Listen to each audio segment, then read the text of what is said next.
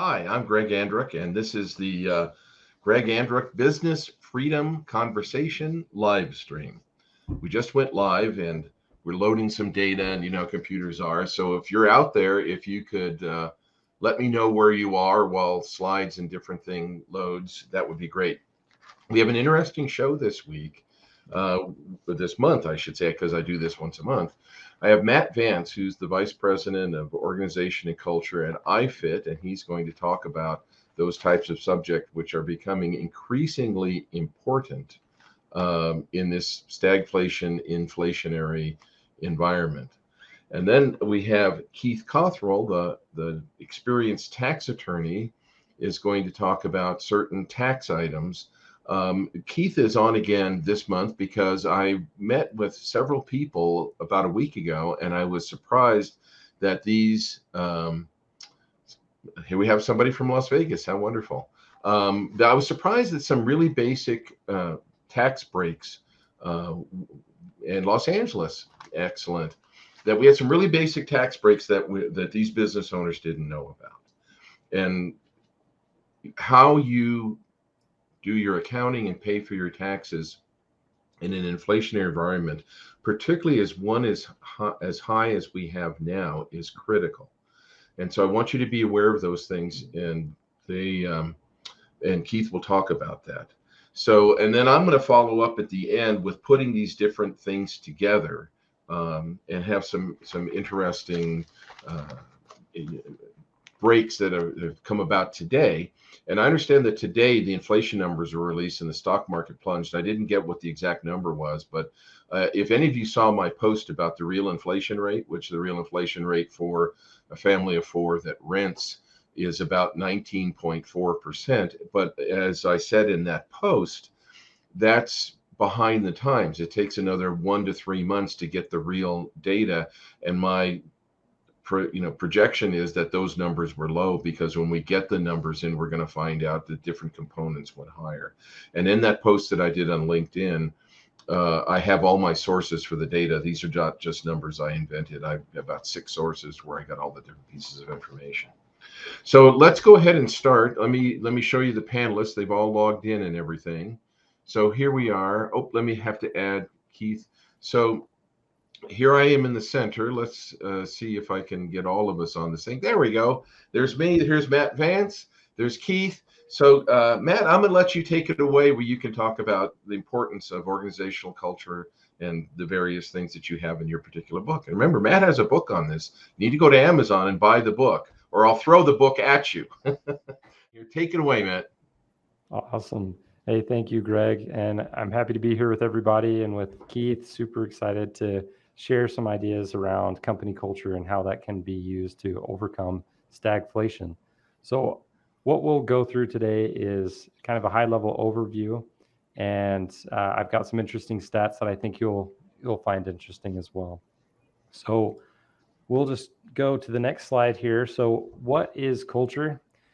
Company culture gets tossed around a lot. It's a buzz term, but what is culture really? There are lots of different types of cultures that have existed since, the beginning of mankind, but some specific types of culture are dependent on certain ways in which we communicate as humans. For example, internet culture didn't exist before the internet. It created a new type of relationship and behaviors and interactions that we have as humans. So it's important to recognize that culture takes a lot of forms, and you don't want to forget these types of cultures. You've got yogurt cultures and cell cultures. So sorry for the dad joke. I got to get at least one in.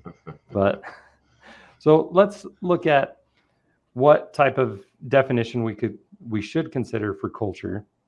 There are lots of different definitions, but these are my two all-time favorites. The societal behavior and norms found in human societies and way of life. Culture is how we interact. Now, because that's a thing in a very general term, there are different types of culture that exists, and one of those is company culture. Now, company culture is very specific because there are different types of players in that environment. You've got employees, you've got managers, you've got the company itself as a non-human entity, right? The policies and the programs that change how employees interact. And so a lot of people say company culture is very passive. It's something that exists as, a reflection of how people act, and it can't really be controlled. But I believe that it actually can. In 1948, Dr. Elliot Jacques was the first one to propose the term company culture. He's a Canadian psychoanalyst, a social science and management consultant, and he published his first book, The Changing Culture, about this specific company in Britain. And he studied this company for over 2 years and how they interacted at various different levels of management and across teams. And he actually proposed a theory of some specific characteristics or things that needed to be present in a company culture for a culture to be positive and to be a business competitive advantage. So here's the list of things that he identified: psychological safety, leadership, accountability, vision, voice, talent match, and professional growth. I won't read all of those points, but you can see them there. In my own personal research, I would add 2 additional things to the list: a purpose-driven mission, especially with millennials. They're looking to be connected to something that matters, to be connected to a company that's making a difference and doing something that they genuinely care about. And then another one is lifestyle enabling. I think that's been highly reinforced with COVID and the strong desire to work remote. People want life to be the primary focus and for work to fit into their life instead of the other way around. So why does company culture matter? I mean, we could go talk about these theoretical things all day, but really, we're here to talk about stagflation and how you can overcome some of the effects of that and move your business forward. Company culture, when it's done intentionally and with strategy, can be leveraged for a business competitive advantage to overcome, stalled sales and other things that could be holding you back. So happy employees are 20% more productive and 59% less likely to quit voluntarily. Now that engagement ripples to a secondary impact for your customers. As your employees are happier, your customers are happier because your employees are taking care of them. And it's not just feel good stats of things that, oh, it's really nice to have parties and have a ping pong table. But if you can build a culture that's intentional and substantial, it equates to ROI impact. There was a study done of Glassdoor Best Place to Work companies, and they were able to average 7.4% greater return on investment than the S&P 500. So there's significant data around how company culture actually is worth the investment and worth your focus and time. So how is your culture measured? How is it perceived? Well, that's based on what's showcased on the internet. What data do people have access to make a judgment of what your culture is like? That mostly comes down to online reviews on sites like Glassdoor, Indeed, Comparably, InHerSite, and other employer branding and review sites. People use reviews for buying stuff, and they use it for where they're going to apply, where they want to work. And on average, someone is willing to take $10,000 less to work at a company that they perceive has positive culture. And that's measured primarily by reviews. So just in closing here, how can you build a company culture strategy that will actually help you have a more positive ROI? You have to recognize a framework or build a framework of who's a part of this culture. You have to define, the employee groups, teams, managers, the larger employee community and external parties that may influence those groups. You have to recognize those different relationship dimensions that exist. Like the manager to manager group doesn't get talked about very much. The manager to employee relationship gets talked about a lot. But recognizing all of those intersections of relationships is very important to help you be purposeful in ensuring that there are good behaviors and good interactions that happen on those different levels. You have to have a system for measuring happiness with surveys and other forms of feedback, and have a standardized cadence so you can see the change over time and know what's working, what's not working, to be able to make informed changes, and then make goals based off of that data that you collect in feedback and build new plans from there. So a company culture strategy encompasses a lot of things: total compensation, turnover, onboarding, meetings, performance evaluations. Like there's a lot that goes into it, but there's one segment that doesn't really get a lot of attention, and that's the reputation plan. And this is where I'll end. The reputation plan is something that I've spent a great amount of time studying and building out my own methodology called the review cycle. Essentially, just like the consumer experience where we go and we use online reviews to shop for products, the same happens with jobs and companies. And as we follow a model of consider a consumer or job seeker considering where they want to apply, they engage with content that a company posts, they engage with reviews or that UGC by other employees, and then they have a post decision experience where they become an employee. That entire cycle is explained in my book, and I give lots of tips about how you can very purposely create a reputation plan that will help job seekers, current employees, and anyone who happens to be looking at your online presence recognize that it's strong, that you're engaged, that you respond to your reviews, you care about your employees and what's happening with their experience. So overcoming stagflation can be done. One element is managing your company culture, understanding your employee experience and being deliberate in making it better. So there's the spill. I'm happy to take questions that pop up in chat later on, but that is it. Okay. I guess the first step might be to get your book. But if you, let's say if a business out there has a couple of bad reviews on Glassdoor, what's the best very first step to take to try and improve that? Yeah.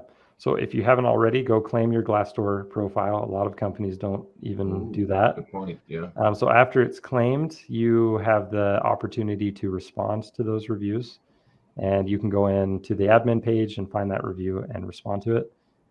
If there's someone that has a specific scenario, I'm happy to help with that offline. But essentially, you want to respond to every negative review. You want to validate the claims that have been made. You don't want to validate something that's false or something that you can verify as false. Right. If there is something that's false that's claimed, you want to validate the feelings that are shared in that review, but discredit the negative claim that with information that you have. You have to be a little careful in the sense that these are anonymous reviews. Right. Even if you can guess of who could have written that review, you don't want to try to make an assumption with that. You want to just take it as anonymous. But yes, you do want to respond to every negative review and some of the positives. That's a good point. It's a very good point. And, I guess it's just part of our modern culture that this is getting more and more important. I didn't realize that 92% of people, when they're considering a job, is going to look at those reviews. Makes a lot of sense. I mean, we're an internet culture now. We're going to introduce Keith Cothrell. He's our experienced tax attorney, and he's going to give us a presentation on Section 179 depreciation, right, Keith? Yes. So I was planning on doing the 199A and the home office selection today. Oh, perfect. Both of those are perfect. All three of those are ones I found out people don't know about. So this is great. So the 179, I can speak just a few seconds about that. But typically what that deduction does is it allows you to take all of your you would normally depreciate something like a computer or some type of piece of equipment over its useful life, which could be anywhere, depending on what it is, 5 to 7 years. If it's real property, it's 24.5 or so. But what this 179 deduction does is allows you to deduct it all at once. So you're not depreciating it year after year after year. So that is a benefit for some people, and depending on what some people want to depreciate longer because it's worthwhile to do that in order to have a longer tax deduction. But some people, and depending on what it is, they just want to do it all at once. So it's kind of a general synopsis of what that is. The home office deduction, that is something that comes up a lot. And basically what it is a lot of us are probably listening in here. I'm working out of my own office, but some people are working from home, and a lot of us are. And so the IRS will let you take a deduction based on your home office. and it has to be exclusive use, which means, take the kids' toys out. Don't, if it's, have it in a laundry room or something, it's got to be, specifically for the home office, exclusive use. And also you're only taking the percentage of your mortgage, your utilities, property taxes, that sort of thing. Only the percentage of what you're using in that particular office space is what you deduct. So you don't deduct 100% of a 2,000 square foot home. You only deduct the 100 or the certain percentage, whatever that is. So if it's 8x8 room or whatever, you would deduct that portion only. There's a simplified method, which is on the Schedule C, that allows you to deduct up to 500 square feet. And with that, it's just really easy. You do the math and it's done. The home office is not for somebody who is a W-2 employee. So if you're a W-2 employee and they make you work from home, the IRS has not extended that deduction to you yet. Also, it has to be your principal place of business, which means if you're just there sometimes and not all the time, that could be problematic as well. And I think finally, what is good to know is that when I started doing audits back in 2008, the IRS used to want to look at your home office to see if you really have one. They stopped doing that a long time ago, but there seems to be a tour business thing happening again. So I'm hoping that doesn't come to play, because it's not fun, going to my client's house and having to deal with the audit. It's not very fun, but that is one thing that could be coming up again. And then I don't know if you wanted me to take a break before I moved on to the Section 199A deduction, Greg, or you want me to just keep on going? Oh, just keep on going. I got a couple questions for you when you're done with 199A, but those are the three top ones that I found that people didn't know about, which was the 179, where you can deduct 100% of your business equipment, the 199A, which you're about to go into, and then the home office.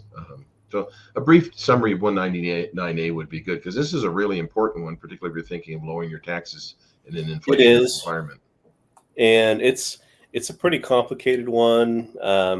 It seems like every time I look at it, there's something new that comes up. But I'm gonna try to be thorough, but not go over too many people's heads. But if we have any questions, if something doesn't, here, you can find me here on LinkedIn, or post a question to Greg or somebody, or put it in the comments. It'll get to me. So if you don't think about it now, we can kind of get back to it. But essentially, the 199A, it is filed on Form 8995A or 8995. It is on the front of your 1040. You'll see, and it's on other tax returns too, but most people file 1040s. It'll be there kind of on the bottom, on the first page, and it'll say QBI deduction. And so a lot of people probably ignore that, but you may not want to ignore it based on what I'm about to say. So there is an income threshold on this particular deduction. If you're married and you make over $340,100, then you can forget about it. If you or anyone else, single, had a household, $170,050, anything over that, you're going to not be able to take it. The deduction is 20% of the lesser of two things, either the combined qualified business income or the excess of any tax income over the net taxable gain. What is a combined qualified business income? That could be anything short of usual business deductions and gains, especially. And then is also your REIT dividends, your PTP income, which is partnership income, and the REIT dividends and the partnership income. If you have that in your particular tax return, then that's going to have some effect on what you can deduct. And those particular dividends are not qualified dividends, or not capital gains dividends. They're a specific type of dividend. And then the other thing is it's got to be a qualified business. And so what is that? It's a qualified business is not something in which you're an employee. And it's also not a special trader business, a specialized trader business. And that's the one that will trip up some because it includes a lot of trades and a lot of businesses. It includes brokerages and financial work and accounting and law and medical and performing arts and athletes. So if we've got anybody, listening in who's, performing art, an actress or an athlete, you can probably tune this out. And then the last thing I wanted to say about it was the rental real estate. So if you are involved in rental real estate, you're allowed to take the deduction. You've got to be essentially a real estate professional. If you got to have 250 hours, you can kind of handle that in one or two ways. You can kind of combine everything together, and that gets you to 250 hours, or it has to be 250 hours per property. But most people combine it. You can have that underneath an entity or your own name. And after 2018, you got to keep really good records of what you're doing. And then one final thing regarding rental real estate that's not really tied to the 199A deduction is that if you qualify for that and you are a real estate professional, then you're allowed to take more than $25,000 of loss on your Schedule E. But if you're not one of those types of individuals and you don't follow these particular rules, then you're limited to $25,000 on that Schedule E. So that's all that I had. I can get to an example of what the calculation looks like, but that's all that I have for today. Well, great. Well, thank you, Keith. I mean, the reason I'm bringing it up is it seems like inflation is accelerating. Just yesterday on Yahoo Business, Pepsi said they felt the inflation was going to continue and grow through the end of the year. The last time we had this environment in the 70s and early 80s, it took 9 years to get it under control. So in essence, once the economy and the money supply is out of whack, it's not a simple thing to fix. And the importance of these taxes are that there are several, and the point we're making is there's several tax tools that you can use to lower your tax bill and soften the impact of inflation, because frequently you're charging more to your customers before you get hit with the higher costs. And if your tax rate is 30%, then that means you're paying taxes on basically what's an inflationary increase that you're not really, it's not a real value to you. So we have all this, these items on my page, on Keith's page, but remember, there are these tools you can use. And I brought them up because I was so surprised that about 4 or 5 people that I talked to didn't know about any of these. And if you sell a tangible product, there's another one called LIFO inventory, last in, first out. That one really protects you if you sell tangible goods against inflation, because you're able to use the new price against your new revenue and kind of hold things even for, and through till the next price increase. So thanks, Keith, for those pointers, and there's lots of resources. I have a little slide deck here I want to show everybody. So let me, and this will kind of bring home our live stream here today. So let's see, let me put this one up here. I love this picture of Albert Einstein, and I love this quote of his. The significant problems of today cannot be solved at the same level of thinking that created them. And what we're bringing to you now is these are different thoughts. You're going to have to look at your business in a different way. And it really starts with the things that Matt brought up. If you're not thinking about your employees and how they feel about you, if you're getting ghosted on job applications, if nobody's even applying, you're not thinking in the new way. And the new way is we're all in this together. We're all connected.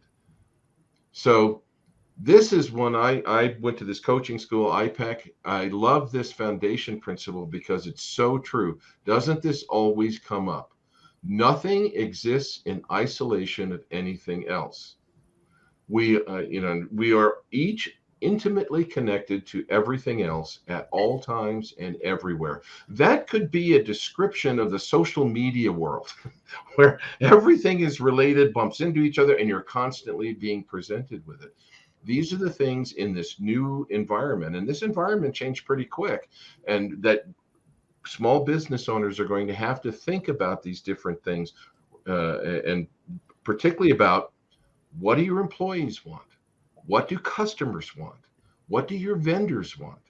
We're all related all the time, and through all these different social medias, we get to see what each other does constantly. I was surprised at the 92% rate, but it makes sense.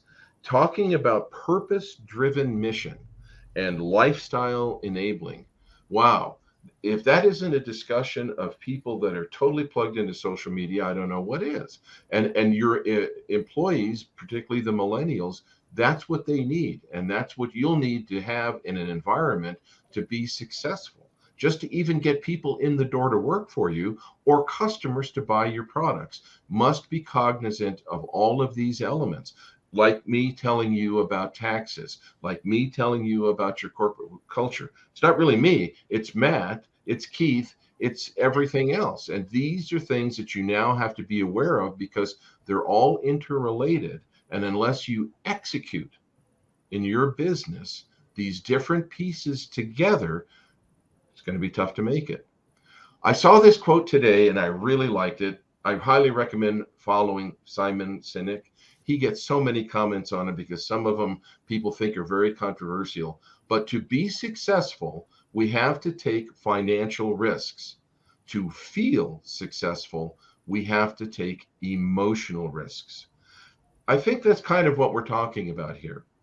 Examine your culture, examine how you run your business, examine how you treat your employees, how you treat your customers, how you treat your vendors. These are all things that can be very emotional and seem very risky, but you have to get out of your emotional shell to be successful and implement some of these new methodologies that are available to you.